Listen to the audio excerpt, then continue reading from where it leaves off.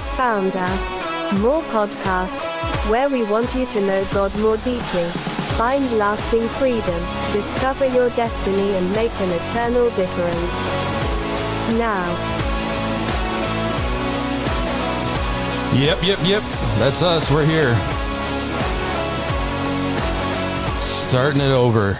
Another week of the podcast. Welcome to this week's podcast. Have you ever said to yourself, I wish there was more to my day? Well, guess what? As the official podcast of Finding More, we welcome you to the more you have never knew you needed, but you now know because you want to be here. So it's good. So we're happy to have you here. Today we have some interesting people in the studio. We have a long-term traveler that just came back in the area, and we have another voice you haven't heard yet in quite a while. Well, let me just get to the introductions. The only man in Northern Michigan who has been almost indicted for trying to start a dust bunny cage fighting club, Pastor Gary, is back. All right. Yeah, all right. You didn't know that dust bunnies. Dust bunnies, yeah, they're vicious, man. I don't know if you've never seen them before. We also have the only youth pastor that might have a long lost twin brother as a Catholic priest, Pastor Matt. Wow. Do you remember that picture of that Catholic priest that I do remember seeing that. Yeah. Yeah. I've also been told I look like Herb Street. Okay, yeah. Yeah, and in fact, back in the day, remember when Facebook had that put your celebrity profile as your picture? Yeah. I put Herb Street. I didn't even know who he was, but he's my a sports guy. Yeah, I know now, but my mom saw the picture and was like, "That's a nice picture, Matt." I'm like, "Mom, it's not even me."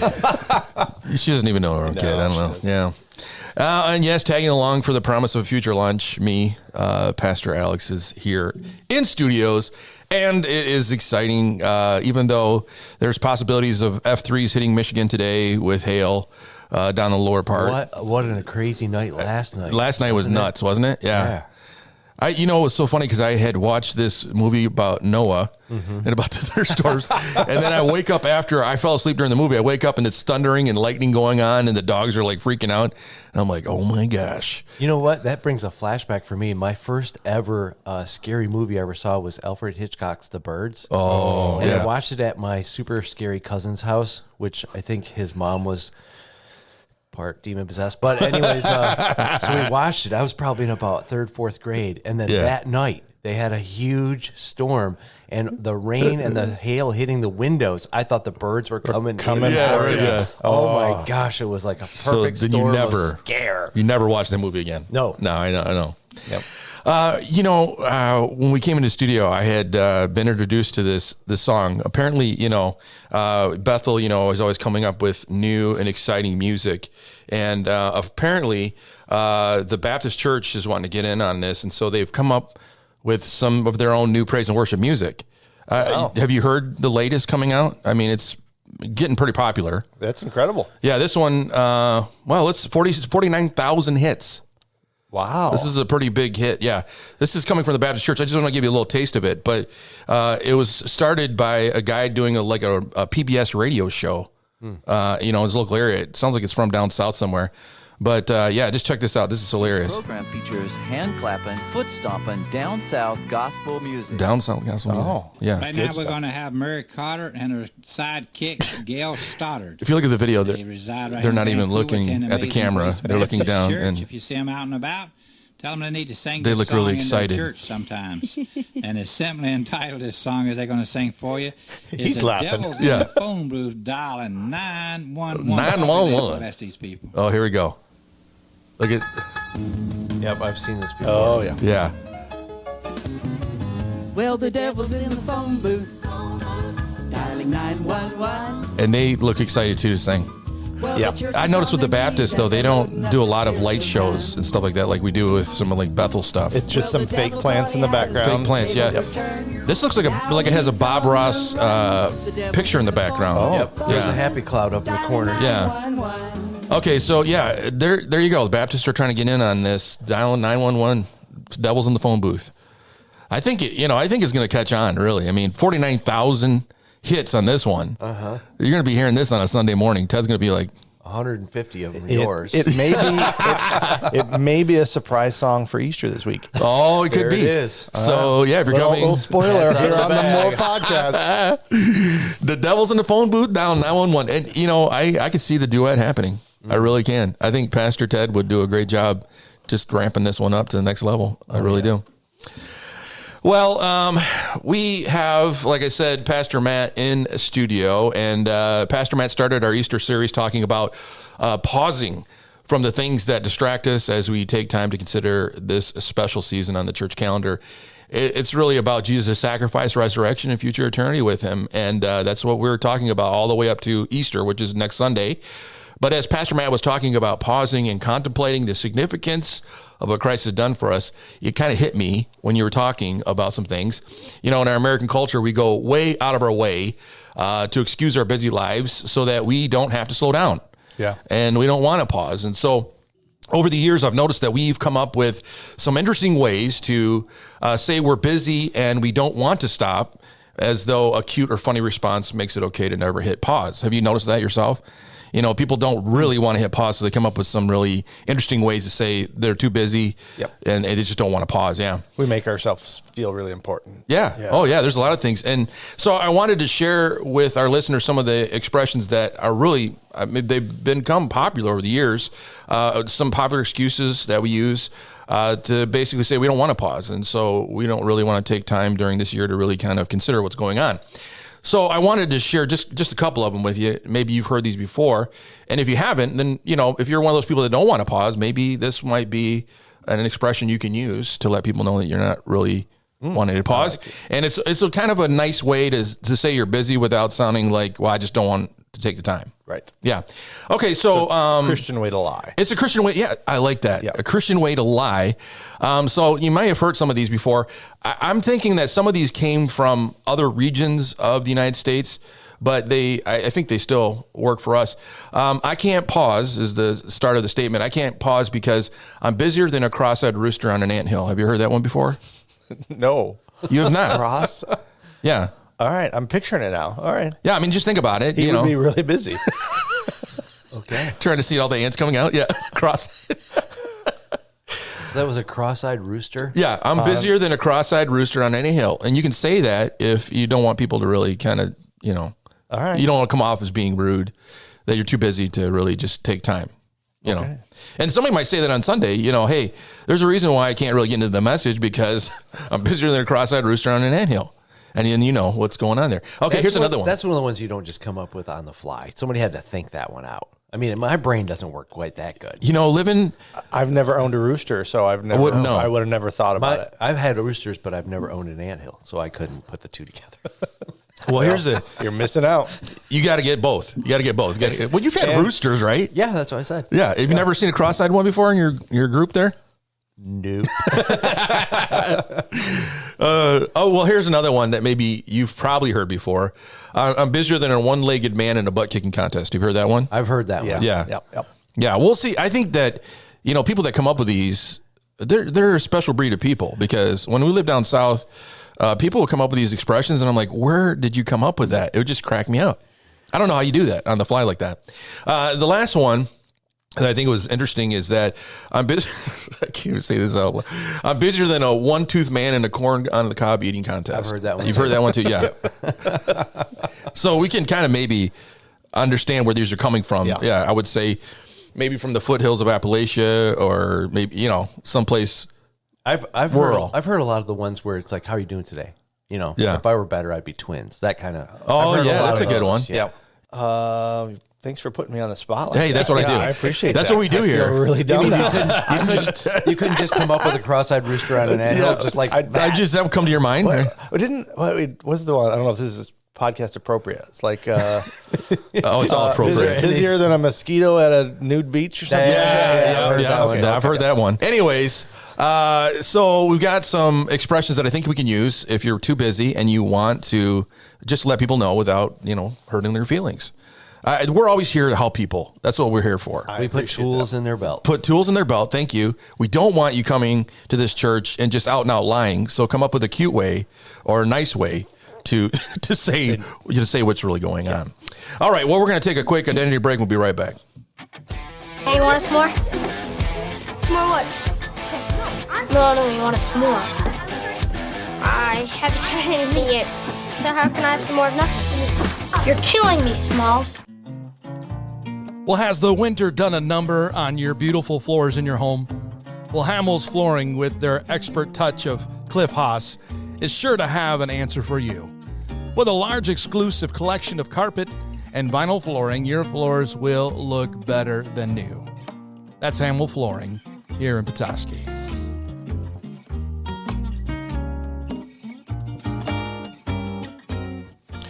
Well, like I said, we have our world traveler back with us in studio. He's taking some time away from his Dust Bunny cage fighting. Yep. To come in and talk to us. I really wanted to just touch base with you about the Brazil trip and just kind of hear what happened. I mean, it sounds like it was an amazing, epic trip for you. It was a great trip. This was my second trip to Brazil.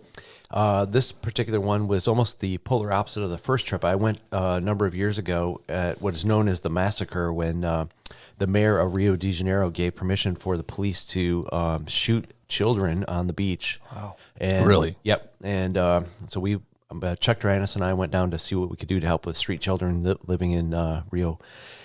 This particular one, we actually went to the bush. I mean, we went super long flights and then a bus ride and then got on a boat for an hour and a half and then drove back to a fishing village in Aruri, Brazil, which is in the southern part of Brazil. Okay. And this fishing village was beautiful and the people were beautiful and we just had a great time out there. We had two particular teams. One of the teams, we did construction. We were building a refrigeration unit for the fishermen in the area. This little town had between 400 and 600 residents in it, but it was the hub of the area. And then all the other fishing villages would bring their fish that they would catch on the ocean to this place to sell it. Yeah. And because they didn't have any refrigeration, then they would sometimes have to sell super cheap or just have to dump the product that they had. So this refrigeration unit is going to help them out in the future. And then there was a second team that did a lot of work in the schools, in the school in the village there. And so we had a great team. We had a bunch of young people on this particular trip, some first-timer mission people. Yeah, I saw and that. It's always fun to see the mission virgins on those trips and get an experience there. Super hot and between 90 and 100 degrees with about 100% humidity. Oh, my gosh. So our first day on the construction site, we were moving gravel, and we worked for about 15 minutes, and then the foreman said, okay, everybody, mandatory break. And we're all looking at him like, come on, man, we just worked for 15 minutes. Right, yeah. Right, and we kept wanting to keep work. The second day when he would call for a mandatory break, no one resisted because you were just flat out wore out from the heat and the sun. And of course, you're just moving gravel with wheelbarrows. And so it was fun. Got a chance. One of the big draws of this particular trip was being able to fish. So we did get a chance to fish almost every morning off of a dock. But then the mission secured a guided tour for us. So they took us out for about a 5-hour fishing adventure, which was super fun. I've fished on the ocean before myself, but every time you reel the fish in, it's like mystery fish. You don't know what you're going to get. Oh, really? Man, it was great. We caught rays.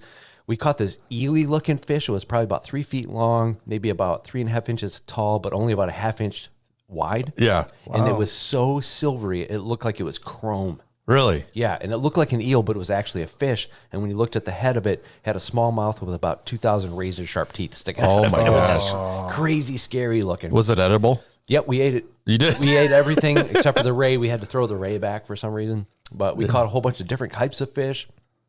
Everyone that went on the fishing tour caught fish and had a great time. We're all about 12 of us in a boat. Yeah. And so we're all cheering each other on, and it was just really a lot of fun.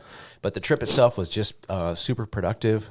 We did a men's event, a women's event. I spoke in the church there, and everyone really grew tremendously. I was mentioning to Amy when she got back, I said, it's kind of funny. Every missions trip that Pastor Gary's gone on is involved gravel, sand, and a wheelbarrow. Yep, exactly. I am the king of the 5-gallon bucket.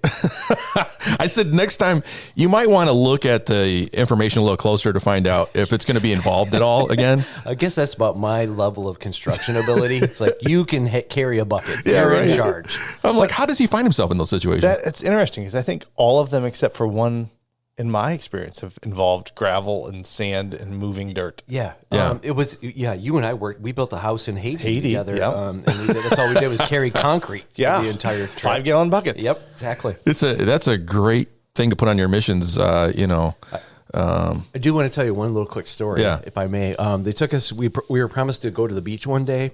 So in the afternoon, we got on the boat and rode it for about 45 minutes. Went to this little village and then walked across a little landmass over to the Atlantic Ocean. Okay, there. yeah. And when we got there, it was just like raging seas. Yeah. I'm talking huge waves, which were fun. Yeah, to get yeah, in yeah. there. And I decided to try to body surf one of them. Oh, And, really? yeah, and it was really, really, really intense waves, which most of us were running into each other. Yeah. You know, Pastor Gary is not your typical 55. How old are you this year? I'm 50. I'll be 58. This 58-year-old pastor. Yeah, So the I'm fact gonna- that you decided I'm going to go body surf in Yeah. the ocean Yeah. doesn't He's just surprise going. me. He's going for it. Yeah, no. so Nobody dared him either. He just did it on his own. So, Yeah. after I was in there probably about 15 minutes or so. Oh yeah, I'm going to tell you one more thing. So the sand there was as hard as Daytona Beach sand. Really? If you've ever been to Daytona Yeah. Beach, you can drive your car on sand. So it was like concrete, right? Yeah. So we're in this raging sea. All of a sudden, I can tell this is going to be a huge wave because the water coming off the beach to feed the wave Yeah. is almost pulling you under. Really? The riptide is pulling you. So I know this is going to be a huge wave. So Now, do you have like a wakeboard or anything? Or are you just No, I'm just me and the wave. He's just planking it. He's Just- planking it all all right. the way. Exactly. So, I'm reading it. I'm reading it. It's going to be great. This is about a 10-footer. No joke. This is a 10-foot wave. Really? And I jump to do the body surf wave, and it picks me up, launches me in the air, and then throws me down on the rock hard concrete. Oh. I had a big abrasion. You can still see Yeah. the abrasion on my head, giant bump, threw my neck out and injured my shoulder, and I thought I broke my arm. No way. Yeah, I hobbled up. I was supposed to do 2 baptisms that day. You're not gonna do it. Nobody's going to heaven Yeah. that day because No. I'm telling you what, man. I was just, I still can't sleep. My arm and Really? my shoulder hurt so bad. My thumb is numb. I can't even feel my thumb. And this was a week ago. Well, yeah, that's bad. So, anyways, we had a great trip. You could do a self-serve baptism. Just walk on the water and namaste you out there, and you're good to go. You know. Yeah. Everyone went home from that day Yeah. with at least one abrasion. I know Amy got scraped Yeah, up too on her back and stuff. I'm It was intense. it was a great day at the beach. yeah. You don't have that problem in northern Michigan. I'm just saying, unless you go to the areas where the rocks are, then you can lose a limb that way. But yeah, it sounds like you had a lot of fun. Yeah. Yeah, I wanted to cry, but I just kind of held it back a lot. Well, I thought I snapped my head off, and I'm telling you what. Yeah. I mean, I was just looking. I'm like, I broke my arm. yeah. I mean, yeah. And then you're in another country. What are they going to do? Wrap you up with something? Yeah, that would be a fun bus ride back Oh, to the yeah. hospital. Yeah, really. Well, I would have played that up a little bit more. Lisa Kay's there. Yeah, Oh man, can't move my arm anymore. I love my wife so much, but You're going to have to carry this bucket of gravel for me. Yeah, can't do any more gravel work. Sorry, people. Busted my arm up. Well, I think it was really good. I loved all the pictures that we got. We talked to Amy, Pastor Amy, last week when she was teaching English at the school with everybody else, and I was just like, that was really cool. Yeah. I think it's a neat experience to go there. She said everybody was really, really excited to have him there and have you Yeah. guys there. And yeah. So I kind of kept myself a little incognito. Didn't let anybody know I was a pastor, but then it got out.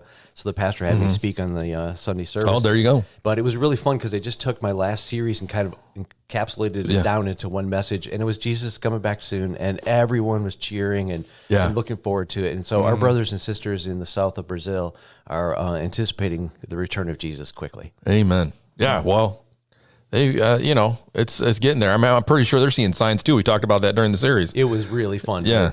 to be able to correspond with them and talk about everything that's happening in Brazil Yeah. is literally a mirror image of what's happening here in the U.S. Really? It is Yeah. crazy. That is nuts. Our Yeah. former president and their former president were really the same type of people, the same kind of policy people. Oh, great. And their guy ended up going to jail. Yeah, it's just really crazy. And then the person that is now the president is a reflection of our current president and his Yeah. policies. It was uncanny. You're like, did we leave America? Where are we at now? Wow. Yeah. Exactly. Well, it's I'm glad you guys are back. We got more trips coming up. I know that if you go on the app, you can see the menu of trips that are planned. Wait till 2024, man. Wait till 2024. Oh my gosh, we have 4 fantastic trips being planned. I know, and there's one trip that I will give my son to sacrifice if I have to go. So I really want to go on this trip. Carson, I love you, but Yeah, sorry, buddy. It's you're gonna have to get on the altar, buddy. So Brazil was awesome. Everybody's back. No plane problems, no delays, none of that stuff. No boat sinks. Everything was all Gilligan's super Island smooth. issues. Nothing. Pastor Amy's a rock star. Just 36 hours of traveling. 36 Yeah. hours of straight travel, no sleep. I know. But Both ways, yeah. Amy got back that night on Sunday night, and I said to her, hey, what do you want to watch a movie or get something to eat? And she's like, yeah, I'm gonna go get changed and get into PJs and whatever. And next thing I know, it's like an hour later, and I'm like, go back there, and I'm like, what are we doing?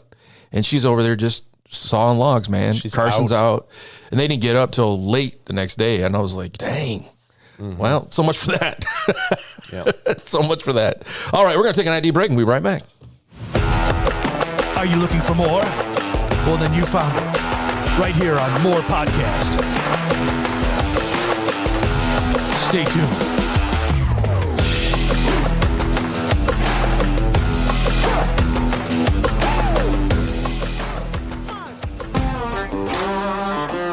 When hiring a contractor to tackle your next housing project, hire someone who knows what it takes to make it exactly how you dreamed it should be.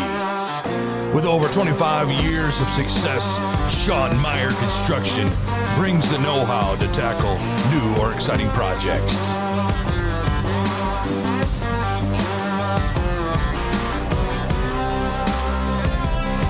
Sean Meyer Construction.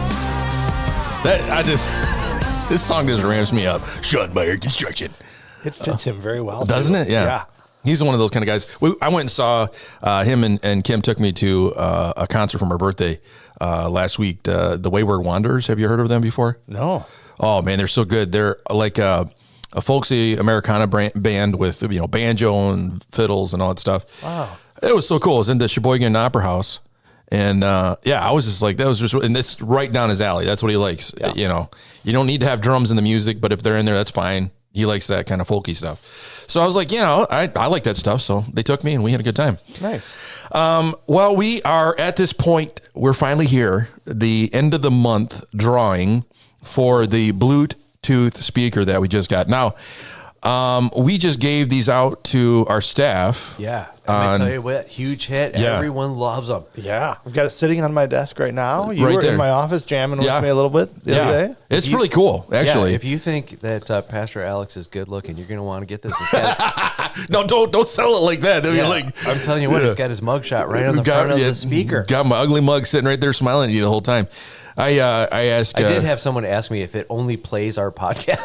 Really? Yeah, I'm like, That would have been a smart idea. Well, actually, it does. Yeah. So no, it's just a Bluetooth speaker. Just a You can- Bluetooth speaker, yeah. Yeah, there you go. And Mandy Garber was able to get it to work with her phone, so you can use it. It has a microphone on it apparently, so you can use I it to didn't talk with. realize Yeah, I didn't know that either, so I wasn't really sure how that worked out, or if the phone works, or I don't know. I'm not really techie. I'm waiting for Carson to come back to help us understand these things, but it does connect because we had them all connect with our phones, so it's good. So if you have not been listening for the last 5 weeks, we've been talking about this big prize that's coming up at the end, and how you got into it was you answer the questions by going to HarborLightBibleTrivia@gmail.com. And you answered the Bible question for that week, and then your name was put in a drawing. And so we have a bunch of people that have put their names in the drawing by answering the question, but you win every week too. We've got swag from all over the place. We had, we still do. We have cheese cards from Petoskey Cheese, hats from Wilson Insurance, hats from Sean Meyer, hats from shirts and sweatshirts from Joe Lucier, Waterfront. Yeah, thank you for that. Because he doesn't go by his name. It's not Joe Lucier Construction. We have, what else do we have? Hamel Construction gave us a bunch of mugs, coffee mugs. Hamel Carpet. Yeah. Yeah. Sorry, I've had too much bang already. I'm just really hopped up on my ginseng. Hamel Carpet gave us mugs and a hat. Nice. So we got that. I'm trying to think of some of that. We're still working on some other ones, but they're coming in. Nice. Yeah. So we want to draw for the big item, which is a Bluetooth speaker. Oh. And Pastor Matt, since you are the guest, Yes. Wow, I get the honor. yeah, we're going to have you pull it pressure. out. Yeah, pull out the name. And I don't have a drum roll here, but There you go. There you Close go. enough. All right, I'm pull this one right here. here we go. Okay. Oh, there's two of them there. Top one. We'll go with the top one. Here we go. Let's see what is it. Oh, Who is it? this is Joe Taft. Joe Taft. All right. All right. Yeah. Joe.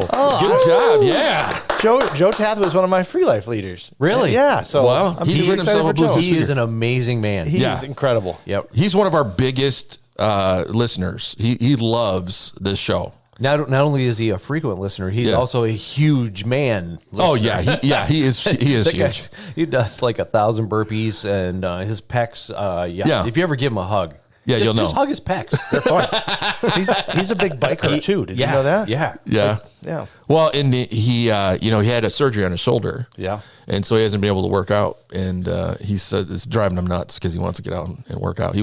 Sunday. I don't think I seen him in his sling. He was here Sunday. And I didn't think I seen him in his sling. I don't think he did. Yeah. So he must be getting better real quick. Yeah. His bride sent over a video. They weren't able to make it church, so they're watching it online, and their daughter was dancing to the music, the worship music. Oh, that's and they great. got her spinning, and she had her tutu on, and she's just like having a great time. And she asked her mom every morning when she wakes up, "Is Yeah. it church party day?" Really? When she comes to church, it's church party. Oh, Yeah, so the way it he's should a be. Yeah. super great dad. it should be a party, right? It should be. Yeah, we're here celebrating what Christ's done for us. It's a good time. When you're playing songs like "The Devil's in the Phone Booth," it's gonna be a party. Yeah, there you go. And now, Devil in the Phone Booth, 911. I think if we let people know that was going to be played on a Sunday, I think we'd have a large crowd of people showing up. I think we would. You don't know? Probably have to I get don't those two ladies to come up and sing it though. They said, they say in their bio on the YouTube that they will come to wherever to do like a whole series of songs that they've Wow. become popular for. I don't know if they've actually wrote those, but Devil in the Phone Booth doesn't sound like something you'd find in Nashville, but apparently it's something that works for them. They wrote that's good. I'm glad for them. 49,000 views. You can't really argue with that at all. I mean, obviously it's a hit. That's almost as much as Rihanna. Joe, when you get your speaker, you can blast that song. There you at go. home. Oh yeah. Devil's in the Phone Booth. Just crank it up, baby. And you have your little one Peanut running around and dancing for you, dancing to that song. Well, now also we have the question for this week's podcast for people to put their names in for the next Bluetooth speaker. Again, you can answer this question that we're going to ask you right now. HarborLightBibleTrivia@gmail.com. HarborLightBibleTrivia@gmail.com. And just send in the answer that you have. If you have the reference, that'd be great. But don't, we said this last time. People are nervous to send these answers in because they're concerned that they might be wrong and like we're going to make fun of them. We're not going to do that. No. We won't let anybody know that you don't know your Bible. We won't say anything to anybody else. We'll just keep that private to ourselves. But it'd be fun to send it in so that we can get your name in the drawing. We'll let you know that if you won, and then there's obviously swag for you.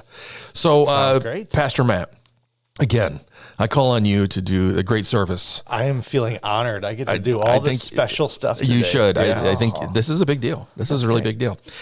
So what question is it for this week? All right. Well, in light of it being Passion Week and Yeah. us celebrating Easter, the question for this week is, at what time did Jesus die? Oh, What time did Jesus die? There you go. that's a Simple. very good Yep. question. Yeah. Yep. What time did Jesus die? And the correct answer should be in Eastern Standard Time, too. Oh, okay. Oh, okay. Okay. Eastern Standard Time. Yep. Not Jerusalem time. Correct. No. Eastern Standard Time. All right. So that is the question. What time did Jesus die? Well, at least it's not Herod this week. I mean, every week so far, it's been something about Herod. Really? Ted, yeah. Pastor Ted picked a question last week about Herod. The week before was Herod with the worms. And then yeah. the platter this last week. What was John the Baptist's head served on? It was a platter. Yeah. So it's been Lots of death questions. I know. And now we're talking about what time did Jesus die. Anyways, well, it's the Easter time, so let's, There we go. we'll talk about the good stuff after Easter, the resurrection, eternity, and all that other stuff. So if you have the answer to that question, send it to harborlightbibletrivia@gmail.com, and I will send you a response letting you know if you got it right or wrong. And I promise you I'll not make fun of you. I won't tell anybody that you didn't know it, but it's just fun. So have you had anybody like send in the answer from like multiple email addresses? No, like Linda Murray has like 10 different email addresses. right, yeah. She's getting 10 entries. No, she has not. But yeah, I mean, it's possible now that you put that out there. It is possible that somebody can come up with that idea. Okay, Joe Toth, Joe Taith. Yeah, it just comes up with multiple ways of putting in there. I was looking at my list of, I don't know about you, but I have like 9 email addresses now for different things. Yeah. Oh, yeah. And so when you get in there and you're like looking at what email address or what person you're going to go in to Google with. Yep. It's like, which one am I right now? Who am I? Who am I right now? All right, we're going to take an identity break. We'll be right back. Well, here's how to have more. Know God more deeply, find lasting freedom, discover your destiny, and make an eternal difference. You're listening to More Podcast.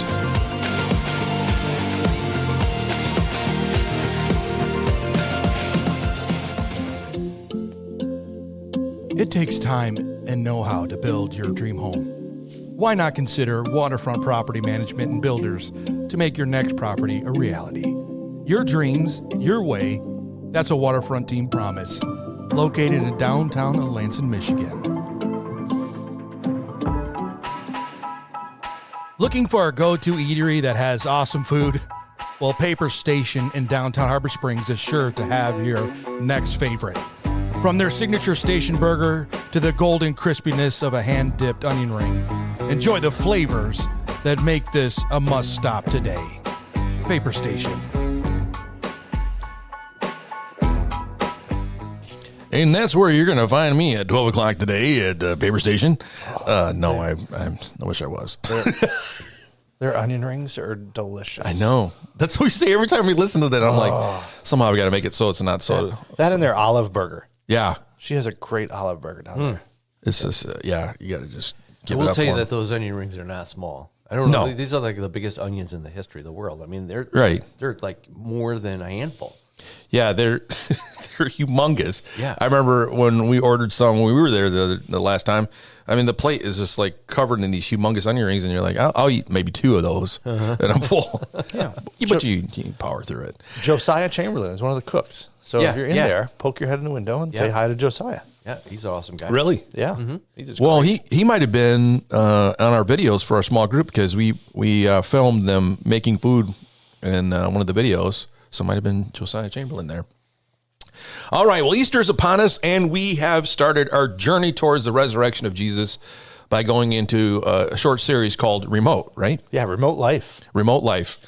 And so the focus is to highlight how we have control over how we embrace the significance of this time on the church calendar. We have the ability as believers to decide how we will interact with the news of what Christ has done for us through his death and resurrection. And so Pastor Matt, he did an amazing job setting up this series by taking us to the moment Christ made his triumphal entry into Jerusalem.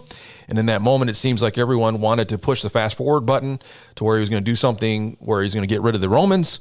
But instead, as we heard Sunday, they should have been pausing to take in what was truly happening. It was a good message. I really liked how you went into it with the idea of pausing. And just kind of give us an idea of why was the emphasis on pausing so important to you as you were sharing the message? Why was that your focus for the message for Sunday? Well, as we began to talk about the series, we wanted to look at the different buttons on the remote control. These buttons that we have the ability to use in our own life as well as let other people use in our lives. And so we kind of started with the pause button because it allows us to do kind of what we wrap the service up with, that verse that Pastor Gary and Lisa Kay have given us for the year, that Jeremiah 6:16. It says, stand at the crossroads and look. Ask for the ancient paths. Ask where the good way is and walk in it, and you will find rest for your soul. And so this encouragement that they've given us to kind of go back to the old way starts with this pausing and figuring out where we're at. Yeah. And so as we started the series, we were kind of going, all right, what does that look like? Who hits the pause button in our life? When we pause, what do we do? Right. And it was kind of fun to look at the idea of a remote control because as I mentioned Sunday, we had lots of fights in my house over who got to control that remote. And then the progression of remotes through the years was kind of interesting for me to look at a little bit. You did really good on that. Yeah, it's that. When you were showing those, I was like, I've had all those in my hand at one point. Yeah. Yeah. Except for the one that was the ray gun thing. I know what. I kind of want to find that one. Yeah. That's cool. Yeah. I don't know what it was, but yeah. And then the battle of like multiple remotes and trying to get the order right and all that kind of stuff. But yeah, so we started. The other funny one was the grandma one, the taping out the buttons. Yeah, right. That was good. Oh my goodness. Because I think we've all helped somebody with remote where they want to push every button but the one they should. Yeah. When you were saying that, I'm like, that's me. If my son was here right now listening to this sermon, he would be like, Dad, that's you. Because seriously, I am not even joking. All the remotes we have one for the sound bar. We have one for the TV. We have one now for our like little satellite thing for our internet. And I'm confused on what to push, when to push, how to push. And I'll finally just give up. And I just grab my phone. I'm like, at least I know where the app is for whatever I want to watch or whatever. But yeah, it's crazy how many remotes you have. But from when we started with the remote controls, because I remember the one where you had the 5 click buttons on the top and you can turn it on and off. And then you get to the one now where it's like you can turn a whole keypad on there. You can launch the space shuttle from it. Yeah, I know. It's just ridiculous. And so yeah, that was a hilarious thing. And it's funny to watch people's faces as you were saying those things because you could see what generation they're like, oh yeah, I remember that one. Yeah. And then the ones that are younger, they're like, what the heck is that? What is that, a box with buttons on it? What is that? Because that's what it looked like. And did you notice that when the remotes first came out, they clicked? Yep. And now they don't make any noise. No noise at all. Yeah. But it's funny how TV, if you watch TV shows and they have a remote in their hand, they still use a clicking noise. Even today, even some of the shows today, they'll still use a clicking noise because they don't make any noises anymore, but they used to back in the day. Yeah.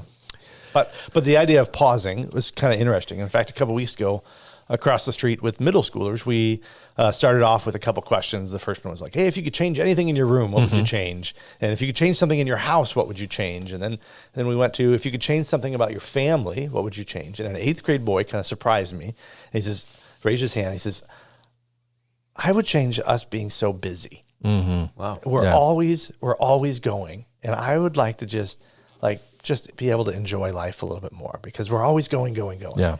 And so this idea of pausing isn't just one that I think we as adults kind of struggle with, getting on the treadmill that just keeps going, but I think our kids are experiencing it now too. And I think parents these days are just turning up the treadmill, not realizing that like there needs to be that time for pausing and going, what is really going on around here? Yeah. Yeah. I think There's it's something good. else you shared that really sparked something in me, Pastor Matt, was not only the pace of life, but you kind of referenced this idea of doing life without thinking about it. It's the routine of life. Yeah, the autopilot.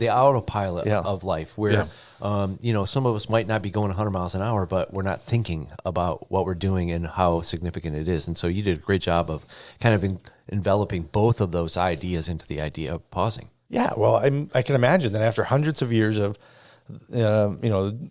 Jewish people celebrating Passover, it was just like, all right, just check the boxes. Let's go through the routine. We pick the lamb, we have the meal, we drink the wine. Let's just go through it. And sometimes we just miss what's really going on in the midst of it all. Yeah, you did great on that. I think I think just speaking to what you just said, I think we do that now. Yeah. Right. Oh yeah. I mean, Easter comes around. I mean, my wife and I just said this the other day. It's like, dang, it's already Easter. It just comes up on us all of a sudden. And so we get into the typical routine of getting ready for Easter dinner, getting family together. When our kids were younger, you got to make sure they're dressed nice for Easter Sunday. And so that was a big thing for us all the time doing that. But you just get into this routine and you miss the significance of what is really being proclaimed in that moment. That, the significance of the fact that what Christ instituted and did at this point has changed our eternity. And we come to listen to the message. It's great, wonderful. But like you said, we don't pause enough to contemplate and think about how important this effect has had on us And maybe it's because, we go to church every other week of the year and we talk about Jesus a lot. So maybe just by repetition, we kind of just forget or we just kind of get caught in the routine. But out of any other day of the church calendar, this is very significant because it was the time that Jesus put on the map, on the calendar, that I was going to die for you at this point. And it's a big deal. It's a big deal. I wanted to read the passage in Luke chapter 19, 28 through 40 of the triumphal entry, just to kind of get people that may not have been here on Sunday, just to kind of get an idea of what we're looking at here. But starting in verse 28, it says, after telling this story, Jesus went on toward Jerusalem, walking ahead of his disciples. As he came to the towns of Bethphage and Bethany on the Mount of Olives, he sent 2 disciples ahead. Go into the village over there, he told them, and as you enter it, you will see a young donkey tied there that no one has ever ridden. Untie it and bring it here. If anyone asks, why are you untying this colt? Just say, the Lord needs it. So they went and found the colt. That's what's the fun. I'm just thinking about the T-shirt. Yeah, the Lord is in need. I want that T-shirt. I know. Just put the blank on there. Yeah, the Lord is in need of your King James. Yep.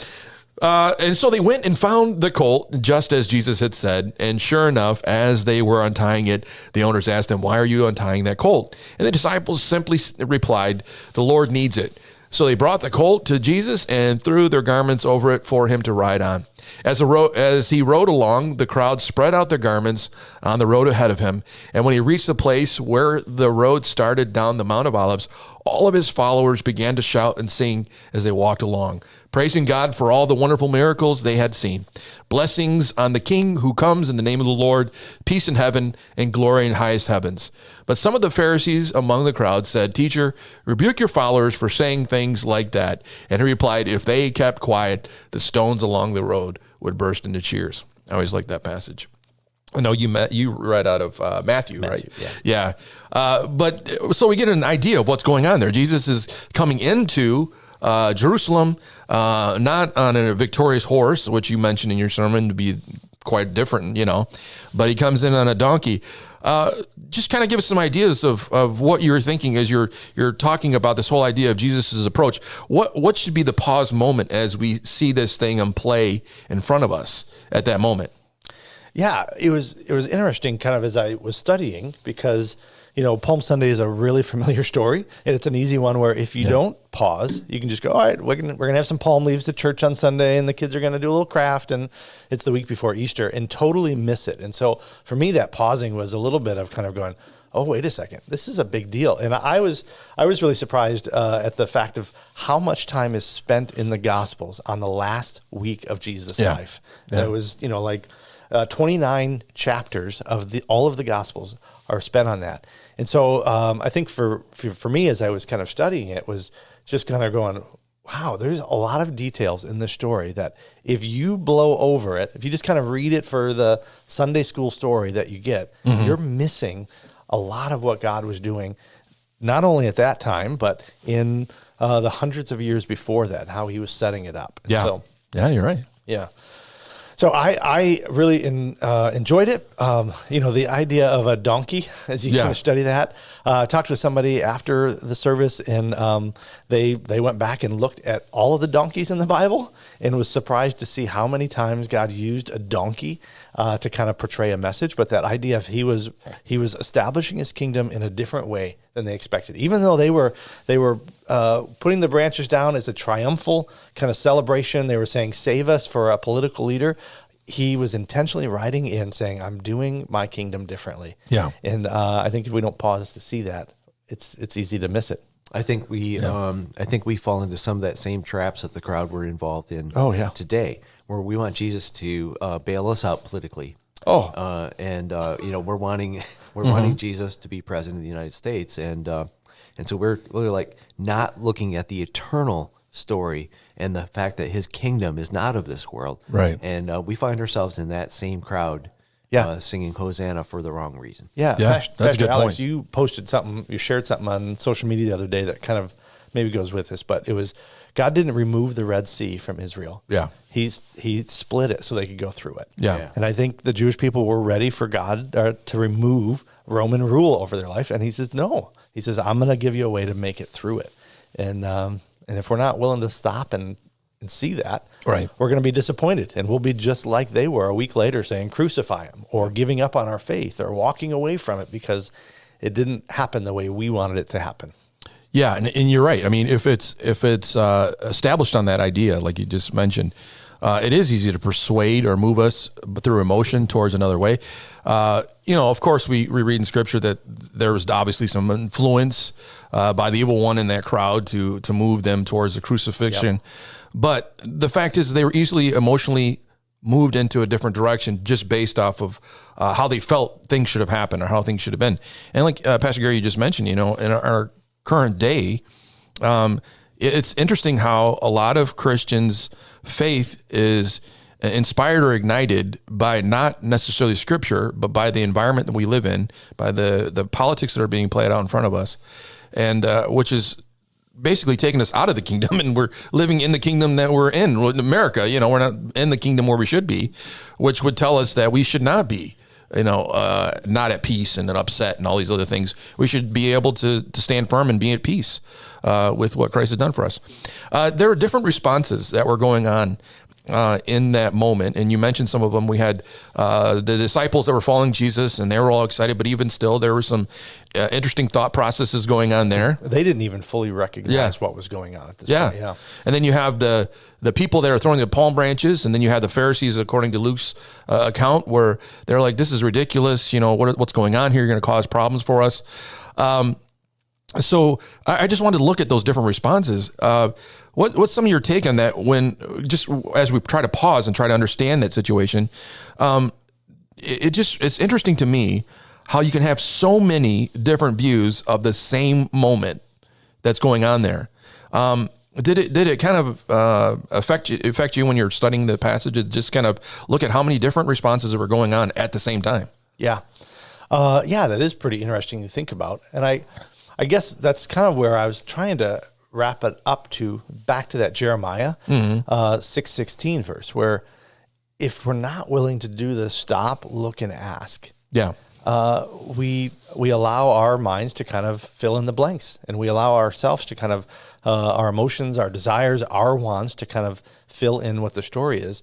And until we're willing to do that, stop, actually look what's going on around us, and then ask the questions. That whole classic Proverbs 3, 5, and 6, trust in the Lord with all your heart, lean not on your own understanding. How often do we lean on what we know and what we think or what we expect or what we want, rather than letting him guide our steps? That crossroad is that place where we get to go, wait a second, what is really going on? Right.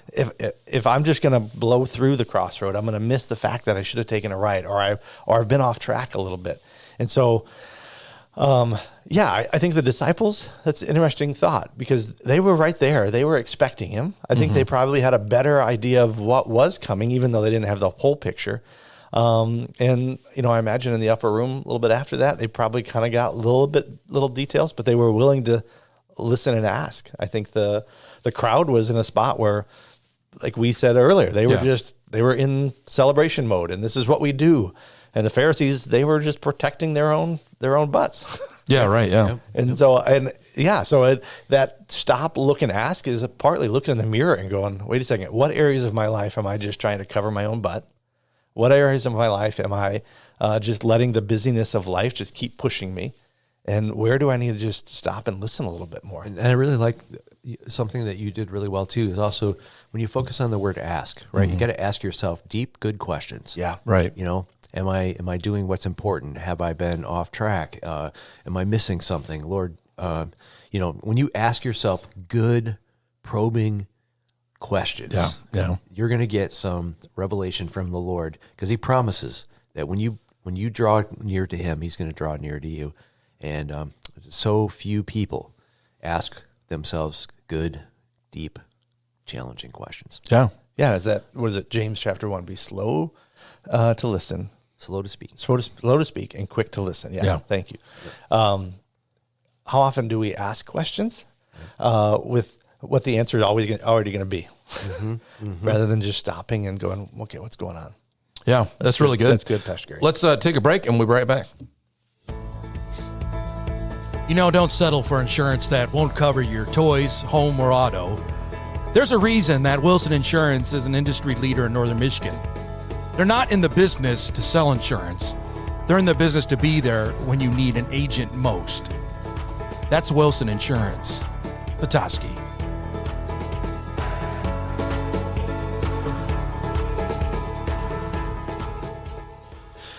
One thing I was thinking about when your message is that sometimes I think we misunderstand God's intentions for what He's doing, and I think as we're looking at this whole thing playing out, you have we talked about the various opinions or way they were looking at the same idea that was happening, the same thing that Jesus was doing. Everybody was looking at it a little bit differently, and it made me think as you're sharing your message sometimes how we go into maybe trying to understand our relationship and our journey with Christ with our own faith agenda, and we misunderstand what Christ is doing because we don't really take the time to pay attention, right, to what He's really wanting us to do. And sometimes we find ourselves in the midst of the frustration, like, how did I miss this?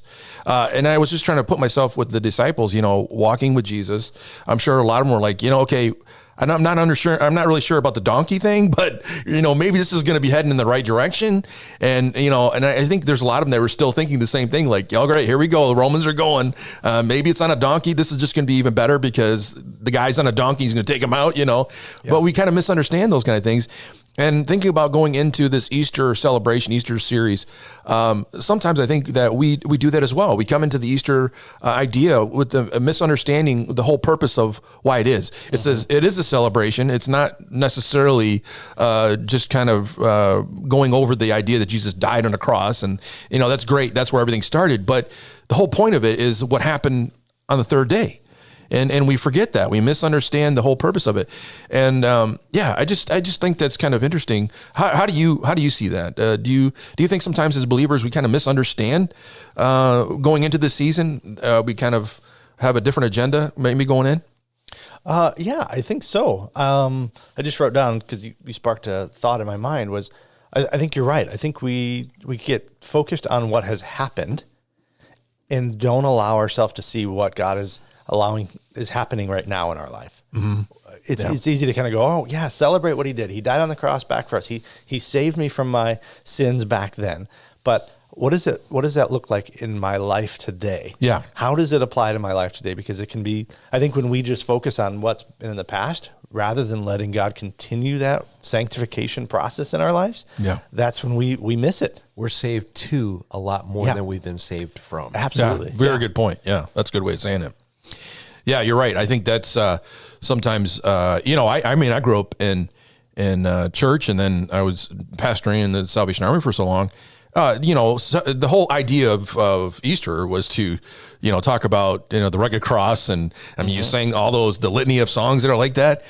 And it just struck me that, we spend a lot of time in the grave ourselves, and, Jesus rolled the tombstone away. It's gone. It's time to kind of move on, kind of enjoy the fact that what He accomplished has brought us way more, like you said, than what we have been coming from there. Yeah. So, yeah. What happens after He pulls us out of the grave is way more important than Him pulling us out of the grave. Yeah, right. Yeah. It's just something that we need to think about. Well, I know we're crunched for time. Pastor Matt, do you have anything you want to wrap up with this series that you did not get to say last Sunday?